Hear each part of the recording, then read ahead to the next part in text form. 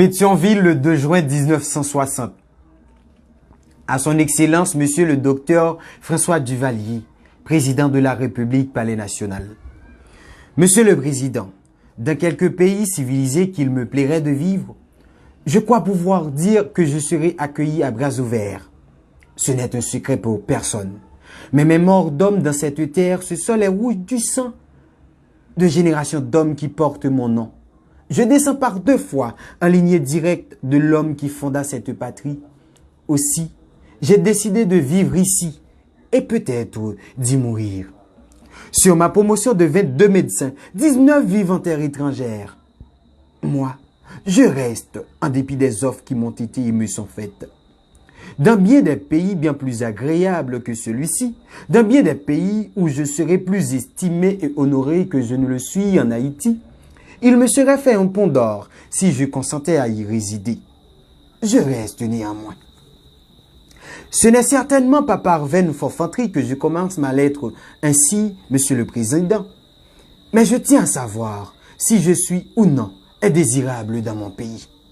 Je n'ai jamais, Dieu merci, prêté attention aux petits inconvénients de la vie en Haïti, certaines filatures trop ostensibles, mais de tracasseries, si ce n'est les dérisoires avanies qui sont le fait des nouveaux messieurs de tous les pays sous-développés.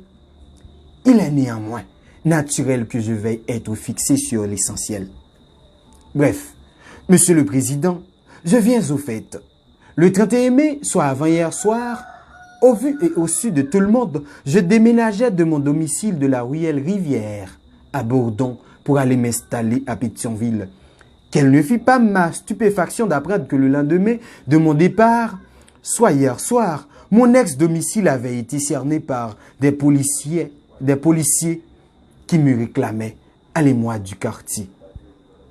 Je ne sache pas avoir des démêlés avec votre police et de toute façon, j'en ai tranquillement attendu les mandataires à mon nouveau domicile.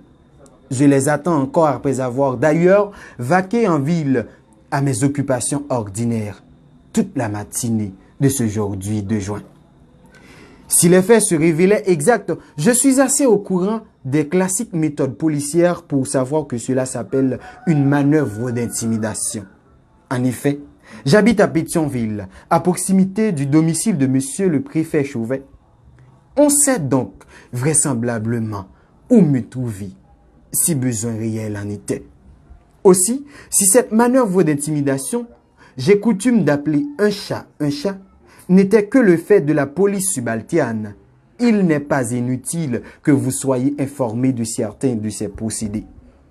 Il est enseigné à l'université Svorolovac, dans les cours de technique antipolicière, que quand les polices des pays bourgeois sont surchargées ou inquiètes, elles frappent au hasard, alors qu'en période ordinaire, elles choisissent les objectifs de leur coup. Peut-être, dans cette affaire, ce principe classique s'applique-t-il. Mais, police inquiète ou non, débordée ou non, je dois chercher à comprendre l'objectif réel de cette manœuvre d'intimidation. Je me suis d'abord demandé si l'on ne visait pas à me faire quitter le pays en créant autour de moi une atmosphère d'insécurité. Je ne me suis pas arrêté à cette interprétation, car peut-être sait-on que je ne me suis pas jusqu'ici accessible à ce sentiment qui s'appelle la peur, ayant sans sourciller plusieurs fois regardé la mort en face. Je n'ai pas non plus retenu l'hypothèse que le mobile de la manœuvre policière en question est de me porter à me mettre à couvert. J'ai en effet également appris dans quelles conditions prendre le maquis est une entreprise rentable pour celui qui le décide ou pour ceux qui le portent à le faire. Il ne restait plus à retenir comme explication que l'intimidation projetée visait à m'amener, moi-même, à restreindre ma liberté de mouvement. Dans ce cas encore, ce serait mal me connaître. Tout le monde sait que pour qu'une plante produise à son plein rendement, il lui faut les sèves de son terroir natif. Un romancier qui respecte son art ne peut être un homme de nulle part. Une véritable création ne peut non plus se concevoir en cabinet, mais en plongeant dans les tréfonds de la vie de son peuple. L'écrivain authentique ne peut se passer du contact journalier des gens aux mains dures, les seuls qui valent d'ailleurs la peine qu'on se donne. C'est de cet univers que procède le grand œuvre, univers sordide peut-être, mais tant lumineux et tellement humain que lui seul permet de transcender les humanités ordinaires. Cette connaissance intime des pulsations de la vie quotidienne de notre peuple ne peut s'acquérir dans la plongée directe dans les couches profondes des masses. C'est là la leçon première de la vie et de l'œuvre de Frédéric Marcellin, de Ibert, de Lérisson ou de Roumain. Chez eux, les gens simples avaient accès à toute heure comme des amis, de même que ces vrais mainteneurs de laïcianité étaient chez eux dans les moindres locatis des quartiers de la plèbe. Mes nombreux amis, de par le vaste monde, ont beau s'inquiéter des conditions de travail qui me sont faites en Haïti. Je ne peux renoncer à ce terroir. Également, en tant que médecin de la douleur, je ne peux pas renoncer à la clientèle populaire, celle des faubourgs et des campagnes, la seule payante au fait dans ce pays qu'abandonnent presque tous nos bons spécialistes. Enfin, en tant qu'homme et en tant que citoyen, il m'est indispensable de sentir la marche inexorable de la terrible maladie. Cette mort lente qui chaque jour conduit notre peuple au cimetière des nations comme les pachydiames blessés à la nécropole des éléphants. Je connais mon devoir envers la jeunesse de mon pays et envers notre peuple travailleur. Là non plus, je n'abdiquerai pas. Göring disait dans Une fois, quand on cite devant lui le mot culture, il tire son revolver. Nous savons où cela a conduit l'Allemagne et l'exode mémorable de la masse des hommes de culture du pays des Nibelungen. Mais nous sommes dans la deuxième moitié du XXe siècle, qui sera, quoi qu'on fasse, le siècle du peuple roi.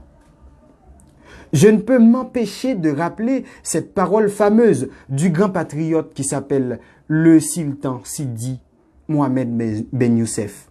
Parole qui illumine les combats libérateurs de ce siècle des nationalités malheureuses. Nous sommes les enfants de l'avenir, disait-il de retour de son exil en relevant son pitoyable ennemi, le pacha de Marrakech, effondré à ses pieds. Je crois avoir prouvé que je suis un enfant de l'avenir. La limitation de mes mouvements, de mes travaux, de mes occupations, de mes démarches ou de mes relations en ville ou à la campagne n'est pas pour moi une perspective acceptable. Je tenais à lui dire, c'est ce qui vaut encore cette lettre. J'en ai pris mon parti car la police, si elle veut, peut bien se rendre compte que la politique des candidats ne m'intéresse pas. La désolante et pitoyable vie politicienne qui maintient ce pays dans l'arriération et le conduit à la faillite depuis 150 ans n'est pas mon fait. J'en ai le plus profond dégoût, ainsi que je l'écrivais il y a déjà près de 3 ans. D'aventure, si comme en décembre dernier, la douane refuse de me livrer un colis, un appareil de projection d'art que m'envoyait l'Union des écrivains chinois et que des nouveaux messieurs a probablement accaparé pour son usage personnel, j'en sourirai. Si je remarque le visage trop reconnaissable d'un ange gardien veillant à ma porte, j'en sourirai encore. Si un de ces nouveaux messieurs heurte ma voiture et que je doive l'en remercier, j'en sourirai, dirait chef. Toutefois, Monsieur le Président, je tiens à savoir si oui ou non on me refuse le droit de vivre dans mon pays comme je l'entends. Je suis sûr qu'après cette lettre, j'aurai le moyen de m'en faire une idée. Dans ce cas, je prendrai beaucoup mieux les décisions qui s'imposent à moi, à la fois en tant que créateur que médecin, comme et que citoyen. Veuillez agréer, Monsieur le Président, l'expression de mes salutations patriotiques et de mes sentiments distingués. Signé Jacques Stéphane Alexis, lettre d'un franc patriote au sale dictateur François Duvalier.